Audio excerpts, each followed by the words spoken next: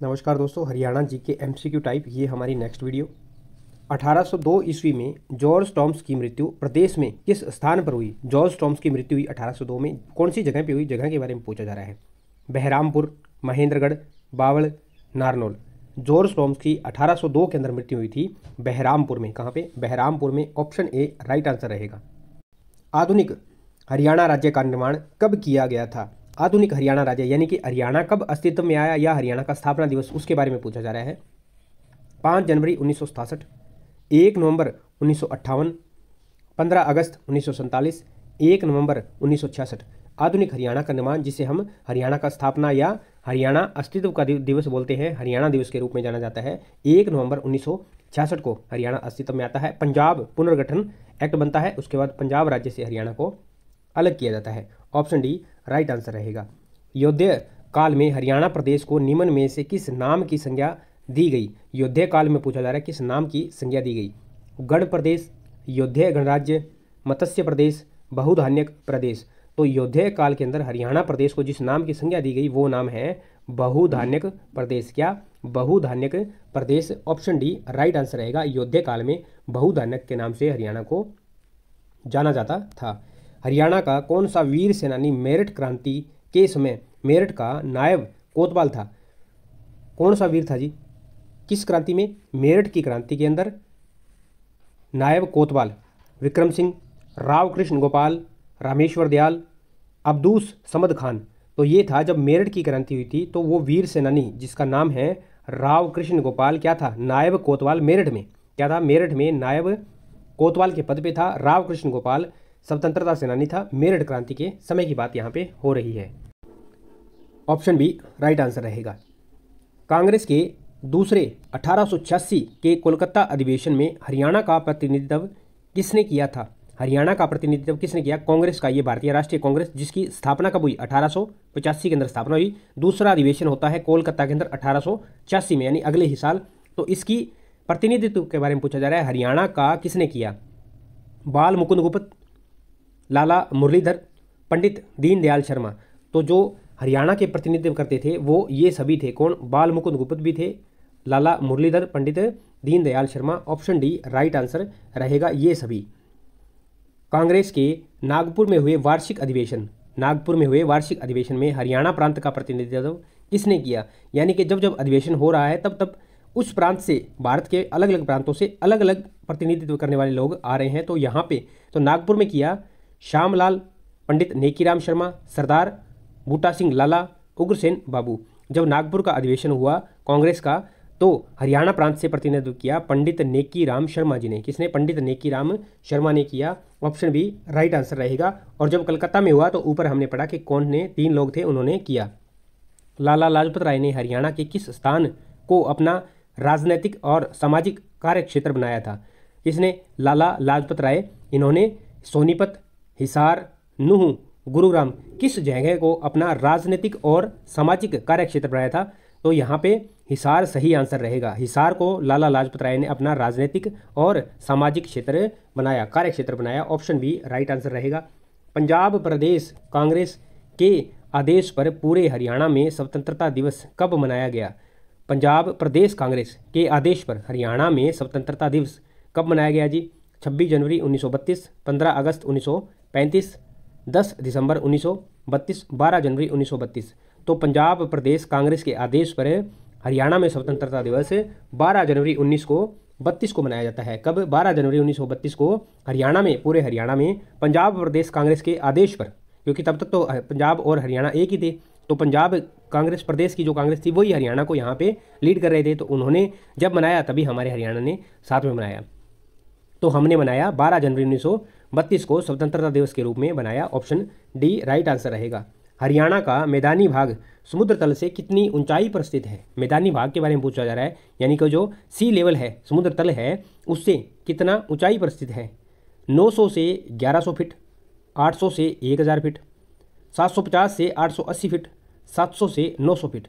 तो हरियाणा का तो जो मैदानी भाग है ये समुद्र तल से 700 से 900 फीट की ऊंचाई पर स्थित है। 700 से 900 फीट की ऊंचाई पर स्थित है हरियाणा प्रदेश का जो मैदानी भाग है वो समुद्र तल से। ऑप्शन डी राइट आंसर रहेगा। शिवालिक की पहाड़ियों से हरियाणा प्रदेश की कौन सी नदी निकलती है? शिवालिक की पहाड़ियों से हरियाणा प्रदेश की, शिवालिक की पहाड़ियाँ जानते होंगे आप, जो अरावली की पहाड़ियाँ हैं वो नीचे वाले एरिया महेंद्रगढ़, रेवाड़ी, ये वाला एरिया जो दिल्ली तक जा रहा है, जिसमें फरीदाबाद, गुरुग्राम ये वाले आते हैं, यहाँ तक, यहाँ से आती है। और ये जो शिवालिक की बात हो रही है, ये ऊपर वाला एरिया जो पंचकुला, अंबाला, चंडीगढ़, यमुनानगर, इस वाले एरिया को टच करती हुई शिवालिक की पहाड़ियाँ जो है वो हरियाणा प्रदेश में अपना स्थान रखती हैं। तो इनमें से कौन सी नदी निकलती है? टांगरी, घग्गर, मारकंडा, ये सभी। तो शिवालिक की पहाड़ियों से हरियाणा प्रदेश में टांगरी नदी, घग्गर नदी, मारकंडा नदी, ये तीनों नदियाँ निकलती है। ऑप्शन डी हमारा राइट आंसर रहेगा। हरियाणा की कौन सी नदी मुलाना के समीप मारकंडा नदी में मिलती है? कौन सी नदी है जो मुलाना के समीप कहाँ मिलती है? मारकंडा नदी के अंदर मिलती है। और मारकंडा नदी कहाँ से निकली थी? अभी पीछे हम पढ़ के आए थे, कहाँ से? शिवालिक की पहाड़ियों से। कहाँ से? शिवालिक की पहाड़ियों से हरियाणा में निकलती है। तो मारकंडा में मिलने वाली नदी है टांगरी नदी, कृष्णावती नदी, दोहन नदी, साहिबी नदी। तो मारकंडा में मिलती है मुलाना के समीप टांगरी नदी। टांगरी नदी मुलाना के समीप मारकंडा नदी के अंदर आकर के मिल जाती है। ऑप्शन ए राइट आंसर रहेगा। हरियाणा की कौन सी नहर जगाधरी पोंटा सड़क पर स्थित ताजेवाड़ा नामक स्थान से यमुना नदी से निकलती है? कौन सी नहर जगाधरी पोंटा सड़क पर स्थित ताजेवाड़ा नामक स्थान से यमुना नदी से निकलती है? यमुना नदी से निकाली जाती है कोई नहर है जो जगाधरी पोंटा सड़क ताजेवाड़ा नामक जो स्थान है वहाँ से निकाली जाती है यमुना नदी से। पश्चिमी व पूर्वी यमुना नहर, भाखड़ा नहर, जवाहरलाल नेहरू नहर, इनमें से कोई नहीं। तो जगाधरी पोंटा सड़क पर स्थित ताजेवाड़ा जो स्थान है यमुना नदी के अंदर से ताजेवाड़ा स्थान पर पश्चिमी एवं पूर्वी यमुना नहर निकाली जाती है। कौन सी? पश्चिमी एवं पूर्वी यमुना नहर, जो कि ताजेवाड़ा नामक स्थान से निकलती है। जगाधरी पोंटा सड़क पर स्थित ये जगह पड़ती है ताजेवाड़ा। तो ऑप्शन ए राइट आंसर रहेगा। इस चीज़ को ध्यान में रखें, नहरों पर कई बार क्वेश्चन एग्जाम के अंदर देखने को मिल जाते हैं। हरियाणा के फर्रुख नगर खंड में निम्नलिखित में से कौन सी झील स्थित है? फर्रुख नगर खंड में पूछा जा रहा है जी कौन सी झील स्थित है। कल हमने एक क्वेश्चन किया था पिछली वीडियो में, उसमें हमने गुरुग्राम और फर्रुख नगर जो रोड है या जो लिंक है उसके ऊपर हमने जाना था कि कौन सा प्रसिद्ध स्थल स्थित है। वो कमेंट सेक्शन में कमेंट करके बताएं, जो कि प्रवासी पक्षियों के लिए प्रसिद्ध है। तो यहाँ पे अभी झील के बारे में पूछा जा रहा है। खलीलपुर झील, कोटला झील, दमदमा झील, सुल्तानपुर झील। तो जो हरियाणा के फर्रुख नगर खंड है इसमें सुल्तानपुर झील है। कौन सी? सुल्तानपुर झील यहाँ पे स्थित है। ऑप्शन डी राइट आंसर रहेगा। फर्रुख नगर खंड, सुल्तानपुर झील। भाखड़ा नहर द्वारा प्रदेश के किस जिले में सिंचाई कार्य किया जाता है? भाखड़ा नहर द्वारा पूछा जा रहा है जी किस में किया जाता है? रोहतक, हिसार, सिरसा। भाखड़ा नहर इन तीनों शहरों को क्या करवाती है? सिंचाई कार्य करवाती है। रोहतक में भी, हिसार में भी, सिरसा में भी। ऑप्शन डी राइट आंसर रहेगा। जवाहरलाल नेहरू नहर द्वारा प्रदेश के किस जिले में सिंचाई की जाती है? जवाहरलाल नेहरू द्वारा पूछा जा रहा है जी ये नहर कौन से जिले में सिंचाई करती है? जींद, महेंद्रगढ़, रोहतक, सिरसा। तो जवाहरलाल नेहरू नहर द्वारा महेंद्रगढ़ जिले के अंदर क्या की जाती है? सिंचाई कार्य संपूर्ण किया जाता है। महेंद्रगढ़ जिला जवाहरलाल नेहरू नहर से अपनी सिंचाई कार्य को अंजाम देता है। ऑप्शन बी राइट आंसर रहेगा। हरियाणा प्रदेश में वर्तमान समय में कुल उप मंडल सब डिवीजन कितने हैं? उपमंडल हिंदी में यदि सब डिवीजन सीधा लिखा है तो वही उपमंडल है जो इंग्लिश में कर दिया है। तो वर्तमान में कितने हैं जी पूछे जा रहे हैं? 71, 40, 37 या फिर 35। तो उपमंडल यदि पूछा जाए तो 71, 71 उपमंडल सब डिवीजन वर्तमान में हरियाणा के अंदर है। Option A right answer. Haryana में वर्तमान समय में कुल कितनी तहसीलें हैं? वर्तमान में तहसीलों के बारे में पूछा जा रहा है, कितनी है वर्तमान में? 58, 85, 75, 93, 93। तो वर्तमान में यदि तहसीलें पूछी जाए तो 93, 93 तहसीलें हरियाणा के अंदर है। 93 तहसील इन हरियाणा एट प्रेजेंट। हरियाणा प्रदेश में वर्तमान समय में उप तहसीलों की कुल संख्या कितनी है? उप तहसीलें पूछी जा रही है जी कितनी उप तहसीलें? तो ये हैं 30, 31, 40, 49। वर्तमान में हरियाणा में उप तहसीलें 49, 49 उप तहसीलें हैं। ऑप्शन डी राइट आंसर 49, 49 उप तहसील। संपूर्ण हरियाणा में आबाद गांव कितने हैं? आबाद गांव पूछे जा रहे हैं जी कितने हैं? 4,390, 6,754, 5,845 या फिर 4,950। तो हरियाणा में संपूर्ण हरियाणा में आबाद गांव है जी 6,754, 6,754 विलेजेस आर इन हरियाणा, जो कि आबाद है। ऑप्शन बी राइट आंसर रहेगा। प्रदेश के किस जिले में चौधरी देवीलाल प्राकृतिक पार्क विकसित किया गया है? कौन से जिले में किया गया जी चौधरी देवीलाल प्राकृतिक पार्क? रोहतक, पानीपत, यमुनानगर, भिवानी। तो चौधरी देवीलाल प्राकृतिक पार्क विकसित किया गया है जी यमुनानगर में। किसमें? यमुनानगर में। यमुनानगर में चौधरी देवीलाल प्राकृतिक पार्क विकसित किया गया है। ऑप्शन सी राइट आंसर रहेगा। प्रदेश के किन जिलों में 2 विशेष पर्यावरण न्यायालयों की स्थापना की गई है? पर्यावरण न्यायालय स्थापित किए गए हैं जी। अगर कोई भी पर्यावरण संबंधी समस्या आती है तो पर्यावरण न्यायालय के अंदर उनका निदान किया जाएगा। तो ये कहाँ स्थापित किए गए हैं? भिवानी व यमुनानगर, सिरसा व जींद, रेवाड़ी व महेंद्रगढ़, फरीदाबाद व हिसार। तो पर्यावरण जिले हरियाणा प्रदेश के अंदर स्थापित किए गए हैं वो 2 जिले हैं जी, फरीदाबाद और हिसार।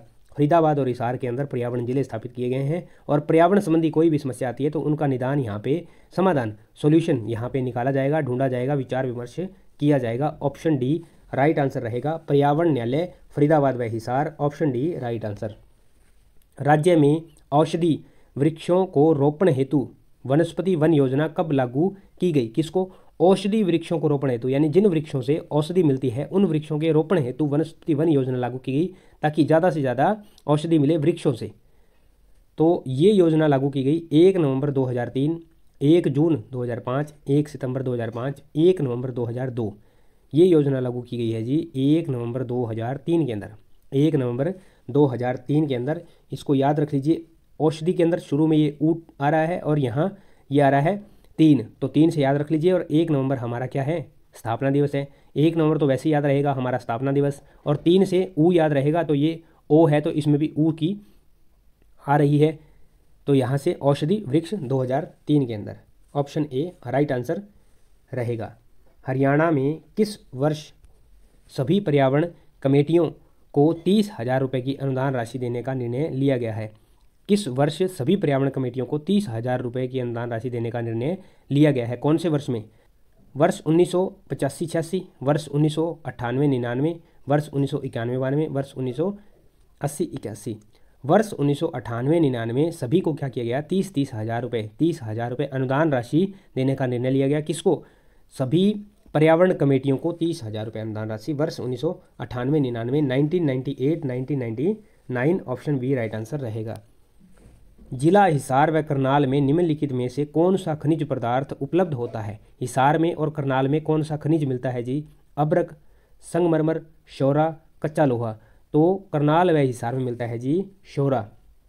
क्या मिलता है? शौरा खनिज पदार्थ मिलता है। ऑप्शन सी राइट आंसर रहेगा।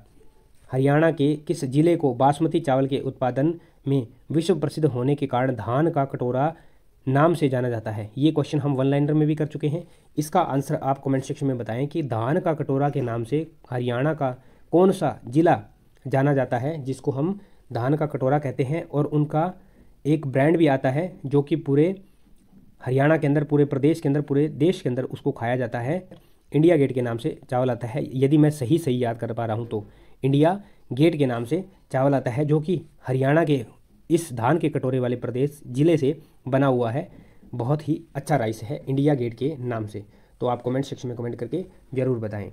हरियाणा को उन्नत किस्म के प्रमाणित बीजों के प्रयोग करने में भारत भर में कौन सा स्थान प्राप्त है? हरियाणा को स्थान पूछा जा रहा है जी उन्नत किस्म के प्रमाणित बीजों के प्रयोग करने के लिए। प्रथम स्थान है, द्वितीय स्थान है, तृतीय स्थान है या फिर चतुर्थ स्थान है? तो हमारे हरियाणा का उन्नत किस्म के प्रमाणित बीजों के प्रयोग करने में भारत भर में प्रथम स्थान है जी। कौन सा? पहले स्थान पर हम आते हैं जो कि उन्नत किस्म के बीजों, प्रमाणित बीजों का प्रयोग करते हैं। पूरे भारत में हम हरियाणा वाले 1 नंबर पे है जी। ऑप्शन ए राइट आंसर रहेगा। हरियाणा प्रदेश में निम्नलिखित में से किस साधन द्वारा सिंचाई की जाती है? सिंचाई का साधन पूछा जा रहा है। खेतों के अंदर जो सिंचाई होती है, जो पानी लगता है, वो कैसे होता है? कुओं से, नलकूपों से, नहरों से। तो हमारे हरियाणा प्रदेश में सिंचाई के ये सभी साधन उपयोग में लाए जाते हैं। कुओं द्वारा भी होता है, नलकूपों द्वारा भी होता है और नहरों द्वारा भी सिंचाई की जाती है। ऑप्शन डी राइट आंसर रहेगा। सिंचाई के लिए हम इन तीनों साधनों का प्रयोग करते हैं। हरियाणा के रेतीले भाग में सिंचाई का साधन क्या है? जहाँ रेतीला भाग है, जहाँ रेत ज़्यादा है, वहाँ पे सिंचाई का साधन क्या है जी? नलकूप की सहायता से, फव्वारों द्वारा, वर्षा द्वारा, कुओं द्वारा, नहरों द्वारा। तो जहाँ हरियाणा में रेतीला भाग है, रेतीला भाग है वहाँ सिंचाई का ज़्यादातर साधन क्या है? नलकूपों की सहायता से, फव्वारों द्वारा। वहाँ पे नलकूपों की सहायता से, फव्वारों द्वारा सिंचाई की जाती है। तो ये यहाँ पे राइट आंसर रहेगा रेतीले भाग में, ऑप्शन ए राइट आंसर। भारतीय पुरातत्व सर्वेक्षण के HL श्रीवास्तव द्वारा हरियाणा के किस स्थान पर खुदाई कार्य करवाया था? HL श्रीवास्तव ने हिसार में किस स्थान पर क्या करवाया? खुदाई कार्य करवाया था, जो कि भारतीय पुरातत्व सर्वेक्षण विभाग से संबंधित रखते हैं। अग्रोहा में, आदमपुर में, फतेहाबाद में, उकलाना। तो HL श्रीवास्तव इनके द्वारा करवाया गया। अग्रोहा के अंदर क्या खुदाई कार्य करवाया गया? HL श्रीवास्तव द्वारा, जो कि हिसार जिले में स्थित है। भारतीय पुरातत्व सर्वेक्षण, archaeological survey of India, archaeological survey of India, Haryana, option A right answer रहेगा। हरियाणा के किस स्थान में हर्षवर्धन की तांबे की मुद्रा मिली है, जिसमें थानेश्वर के पुष्य मूर्ति वंशावली का वृतांत किया गया है? ध्यान से समझिए क्वेश्चन को। हर्षवर्धन की तांबे की मूर्ति मिली है जिसमें थानेश्वर के पुष्य मूर्ति वंशावली का वृतांत किया गया है। थानेश्वर की पुष्य मूर्ति वंशावली का वृतांत किया गया है, जो कि हरियाणा में मिली है। कौन से स्थान पर मिली है उसके बारे में पूछा जा रहा है। सिरसा, गुरुग्राम, कैथल, सोनीपत। तो हरियाणा में सोनीपत में हर्षवर्धन की तांबे की मूर्ति मिली है, जिसमें थानेश्वर के पुष्य मूर्ति वंशावली की वृतांत मिलता है। तो ऑप्शन डी राइट आंसर रहेगा। ये हुए हमारे क्वेश्चन कंप्लीट। आगे के क्वेश्चन हम नेक्स्ट वीडियो में करेंगे। उम्मीद करता हूँ जानकारी समझ पाए होंगे।